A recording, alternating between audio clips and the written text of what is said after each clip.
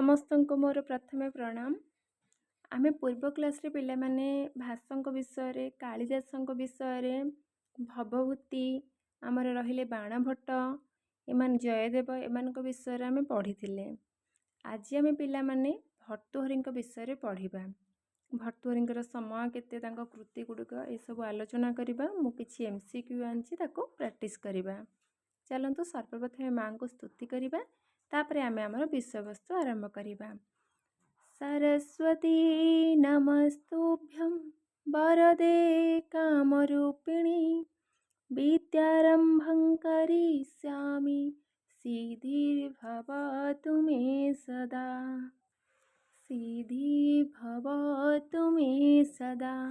ମା ସରସ୍ୱତୀ ମା, ଆପଣମାନେ ବି ସମସ୍ତେ ମାଙ୍କୁ ସ୍ତୁତି କରି ମାଙ୍କୁ ପ୍ରଣାମ ଜଣାଇ ଚାଲନ୍ତୁ ଆମେ ଆମର ବିଷୟବସ୍ତୁ ଆରମ୍ଭ କରିବା। ଆଜି ଆମେ ପଢ଼ିବା ଭର୍ତ୍ତୃହରିଙ୍କ ବିଷୟରେ। ଭର୍ତ୍ତୃହରିଙ୍କର ସମୟ କେତେ? ସପ୍ତମ ଶତାବ୍ଦୀ। ତାଙ୍କର ଯଦି ରୀତି ଦେଖିବା, ତାଙ୍କର ରୀତି ହେଉଛି ବୈଦର୍ଭୀ ରୀତି। ତାଙ୍କର ଗୁଣ ହେଉଛି ପ୍ରସାଦ ଆଉ ମାଧୁର୍ଯ୍ୟ। ଭର୍ତ୍ତୃହରି କାହାର ଉପାସକ ଥିଲେ? ବ୍ରାହ୍ମଣ। ତାଙ୍କର ଗୁରୁ ହେଉଛନ୍ତି ଗୋରଖନାଥ ଭର୍ତ୍ତୃହରିଙ୍କର। ତାଙ୍କର ପିତା, ଭର୍ତ୍ତୃହରିଙ୍କର ପିତା ହେଉଛନ୍ତି ଗନ୍ଧର୍ବ ସେନ।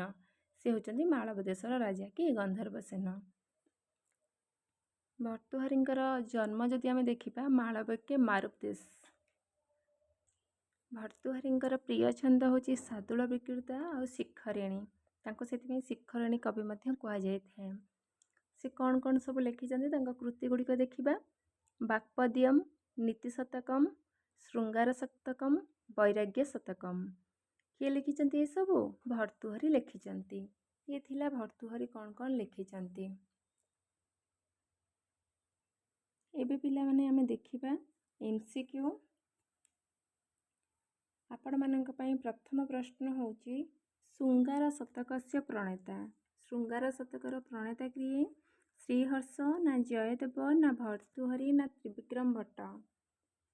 ପିଲାମାନେ ମନେ ପକାଇ କୁହନ୍ତୁ, ଶୃଙ୍ଗାର ଶତକର ପ୍ରଣେତା କିଏ? ଶ୍ରୀହର୍ଷ ତ ହେବେନି, ଜୟଦେବ ବି ହେବେନି, ତ୍ରିବିକ୍ରମ ଭଟ୍ଟ ବି ହେବେନି, ତାହେଲେ ରହିଲେ କିଏ? ଭର୍ତ୍ତୃହରି। ପିଲେ ଶୃଙ୍ଗାର ଶତକଟା ହେଉଛି ଗୋଟେ ମୁକ୍ତ କାବ୍ୟ, ମନେ ରଖିଥିବେ।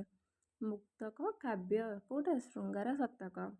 ତାହେଲେ ଆମର ସଠିକ୍ ଆନ୍ସର୍ ହେଇଛି ଭର୍ତ୍ତୃହରି। ଶୃଙ୍ଗାର ଶତକସ୍ୟ ପ୍ରଣେତା ଭର୍ତ୍ତୃହରି। ପରବର୍ତ୍ତୀ ପ୍ରଶ୍ନ ଦେଖିବା। 2 ନମ୍ବର ପ୍ରଶ୍ନ ପିଲାମାନେ ଦେଲା ବୈରାଗ୍ୟ ଶତକମ୍ କେନ ବିରଚିତମ୍। ବୈରାଗ୍ୟ ଶତକ କିଏ ଲେଖିଛନ୍ତି? ଚାଣକ୍ୟ। ଚାଣକ୍ୟେନ ଭର୍ତ୍ତୃହରିଣା ବିଦୁରେଣ ବିଷ୍ଣୁ ଶର୍ମଣା। କିଏ ଚାଣକ୍ୟ ଲେଖିଛନ୍ତି ନା ଭର୍ତ୍ତୃହରି ଲେଖିଛନ୍ତି ନା ବିଦୁର ଲେଖିଛନ୍ତି ନା ବିଷ୍ଣୁ ଶର୍ମା? ଆପଣଙ୍କୁ କେଉଁଟା ଲାଗୁଛି ଠିକ୍ ପିଲାମାନେ କୁହନ୍ତୁ। ସଠିକ୍ ଆନ୍ସର୍ ଆମର ଏଇଠି ହେଇଯାଇଛି ଭର୍ତ୍ତୃହରିଣା। ବୈରାଗ୍ୟ ଶତକମ୍ ଭର୍ତ୍ତୃହରିଣା ବିରଚିତମ୍। ପିଲାମାନେ ପରବର୍ତ୍ତୀ କ୍ୱେଶ୍ଚିନ୍ ଦେଖିବା। କ'ଣ ଦେଇଛି 3 ନମ୍ବରରେ? 3 ନମ୍ବର ଦେଲା ବାକ୍ୟପଦ୍ୟମ୍ କେନ ବିରଚିତମ୍। ବାକ୍ୟପଦ୍ୟ କିଏ ଲେଖିଛନ୍ତି? ଆନନ୍ଦ ବର୍ଦ୍ଧନାଚାର୍ଯ୍ୟେଣ ଭର୍ତ୍ତୃହରିଣା କାଳିଦାସେନ ବିଶାଖା ଦତ୍ତନ। କିଏ ଲେଖିଛନ୍ତି? ଆପଣମାନଙ୍କୁ ସଠିକ୍ ଆନ୍ସର୍ କେଉଁଟା ଲାଗୁଛି? ବାକ୍ୟପଦ୍ୟମ୍ କେନ ବିରଚିତମ୍। ସଠିକ୍ ଆନ୍ସର୍ କେଉଁଟା ପିଲାମାନେ? ସଠିକ୍ ଆନ୍ସର୍ ଆମର ହେଇଯାଇଛି ଭର୍ତ୍ତୃହରିଣା।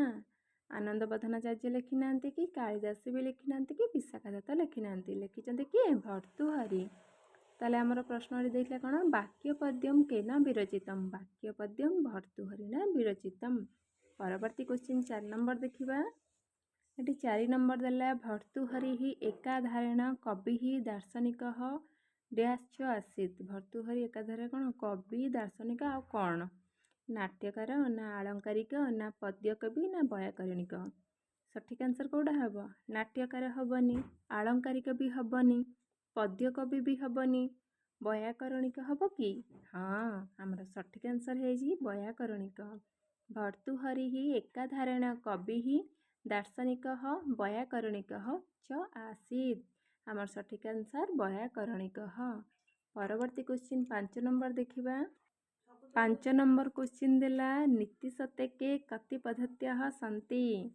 ନୀତି ଶତକରେ କେତେଟା ପଦ୍ଧତି ଅଛି ପିଲାମାନେ? 5ଟା ନା 7ଟା ନା 10ଟା ନା 8ଟା? ସଠିକ୍ ଆନ୍ସର୍ ଆପଣଙ୍କୁ କେଉଁଟା ଲାଗୁଛି? 5 ହବନି, 7 ବି ହବନି, 8 ବି ହବନି। ସଠିକ୍ ଆନ୍ସର୍ ହେଇଯାଉଛି 10। ତାହେଲେ ସେ 10ଟାଙ୍କ ପଦ୍ଧତି ପିଲାମାନେ କ'ଣ ଦେଖିଦେବା କି ଟିକେ?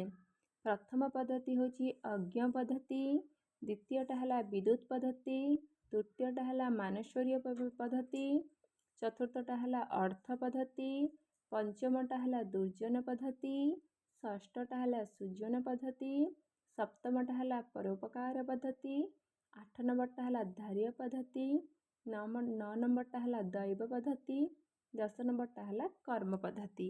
ଇଏ ଥିଲା ଆମର 10ଟାଙ୍କ ପଦ୍ଧତି। ଆଉ ଥରେ କହିଦେଉଛି ପିଲାମାନେ ଟିକେ ଖାତାରେ ଲେଖିଦିଅନ୍ତୁ। ନୀତି ଶତକେ 10 ପଦ୍ଧତ୍ୟଃ ସନ୍ତି। କ'ଣ କ'ଣ ଦେଖିବା? ପ୍ରଥମେ ହେଲା ଅଜ୍ଞ ପଦ୍ଧତି, 2 ନମ୍ବରରେ ହେଲା ବିଦ୍ୟୁତ୍ ପଦ୍ଧତି, 3 ନମ୍ବରରେ ମାନଶ୍ୱରୀୟ ପଦ୍ଧତି, 4 ନମ୍ବରରେ ଅର୍ଥ ପଦ୍ଧତି, 5 ନମ୍ବରରେ ଦୁର୍ଜନ ପଦ୍ଧତି, 6 ନମ୍ବରରେ ସୁଜନ ପଦ୍ଧତି, 7 ନମ୍ବରରେ ପରୋପକାର ପଦ୍ଧତି, 8 ନମ୍ବରରେ ଧୈର୍ଯ୍ୟ ପଦ୍ଧତି, 9 ନମ୍ବରରେ ଦୈବ ପଦ୍ଧତି, 10 ନମ୍ବରରେ କର୍ମ ପଦ୍ଧତି। ଇଏ ଥିଲା ଆମର 10ଟି ପଦ୍ଧତି। ପରବର୍ତ୍ତୀ କ୍ୱେଶ୍ଚିନ୍ 6 ନମ୍ବର ଦେଖିବା। 6 ନମ୍ବର କ୍ୱେଶ୍ଚିନ୍ ଦେଲା ଭର୍ତ୍ତୃହରେଃ ଡ୍ୟାସ୍ ଶତାବ୍ଦୀ ଆସୀତ୍। ପଢ଼େଇଲା ବେଳେ କେତେ କହିଥିଲି ପିଲାମାନେ? ପଞ୍ଚମ, ଷଷ୍ଠ ନା ଅଷ୍ଟମ ନା ସପ୍ତମ?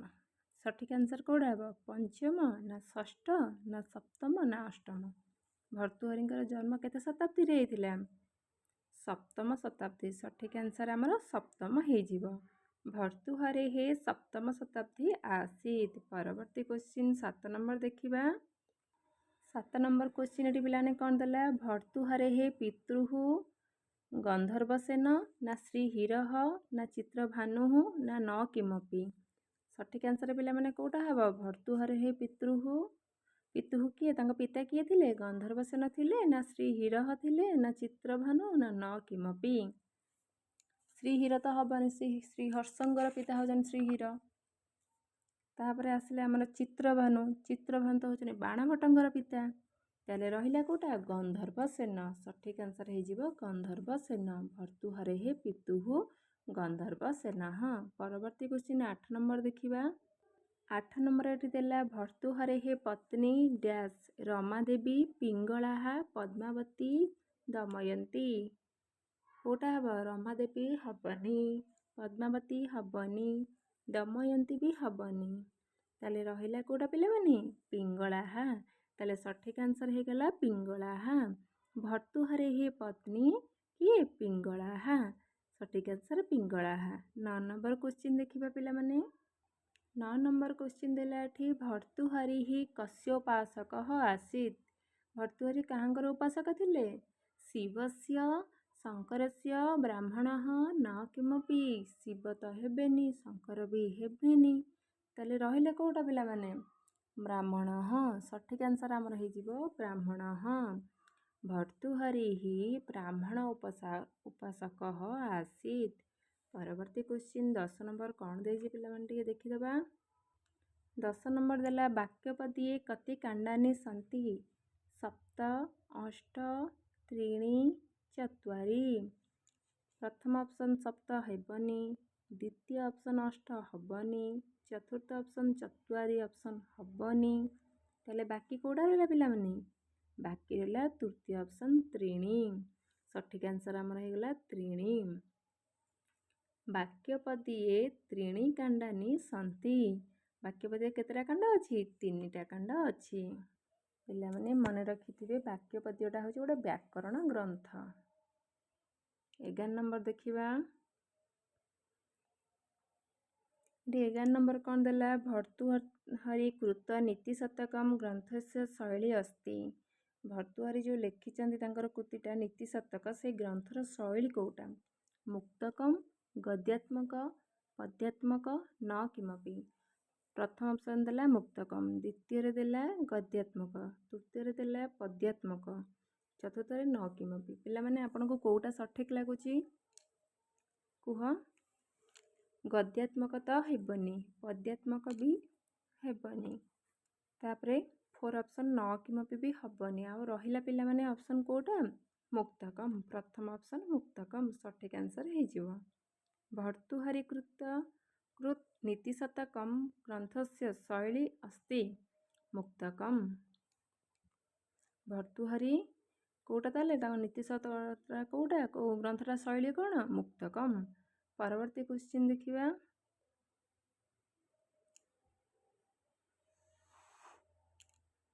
ପିଲାମାନେ ଆପଣମାନଙ୍କୁ ମୁଁ ପଚାରୁଛି, କୁହନ୍ତୁ ନୀତିଶତକର ପ୍ରଥମ ପଦ୍ଧତିର ନାମ କ'ଣ? ନୀତିଶତକସ୍ୟ ପ୍ରଥମ ପଦ୍ଧତେଃ ନାମ କିମ୍?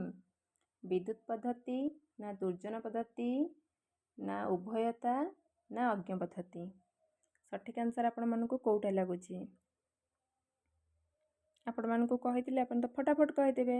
ପ୍ରଥମ ଅପସନ୍ଟା କୋଉଟା କହିଥିଲି ଆପଣଙ୍କୁ? ଅଜ୍ଞ ପଦ୍ଧତି, ପ୍ରଥମ ପଦ୍ଧତିର ନାମ। ତାହେଲେ ଆମର ସଠିକ୍ ଆନ୍ସର୍ 4 ଅପସନ୍ ହେଇଯିବ ଅଜ୍ଞ ପଦ୍ଧତି। ଇଏ ଥିଲା ପିଲାମାନେ ଆଜିର କ୍ୱେଶ୍ଚିନ୍। ତ ଏଇଠି ମୁଁ କ୍ଲାସ୍ଟିକୁ ସମାପ୍ତ କରୁଛି। ଆଜି କ୍ଲାସ୍ ଏଇଠି ସମାପ୍ତ ହେବ। ପୁଣି କାଲିର ଭିଡ଼ିଓରେ ଆଉ ଜଣେ କବିଙ୍କ ବିଷୟରେ ଆଣିବି।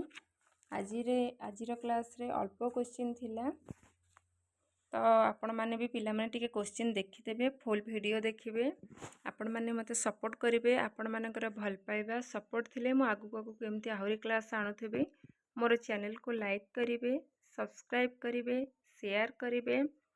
ଆପଣମାନଙ୍କୁ ମୋର ଏତିକି ରିକ୍ୱେଷ୍ଟ। ସମସ୍ତଙ୍କୁ ପୁଣି ଥରେ ମୋର ନମସ୍କାର। ଭଗବାନଙ୍କ ପାଖରେ ମୋର ଏତିକି ପ୍ରାର୍ଥନା, ଆପଣମାନଙ୍କର ଯେଉଁ ଆଶା ଅଛି, ଯେଉଁ ଟାର୍ଗେଟ୍ ଅଛି, ପ୍ରଭୁ ଫୁଲଫିଲ୍ କରନ୍ତୁ। ଆଜିର ଦିନଟି ସମସ୍ତଙ୍କର ମଙ୍ଗଳମୟ ହେଉ। ସମସ୍ତେ ଭଲରେ ଥାଆନ୍ତୁ। ନମସ୍କାର।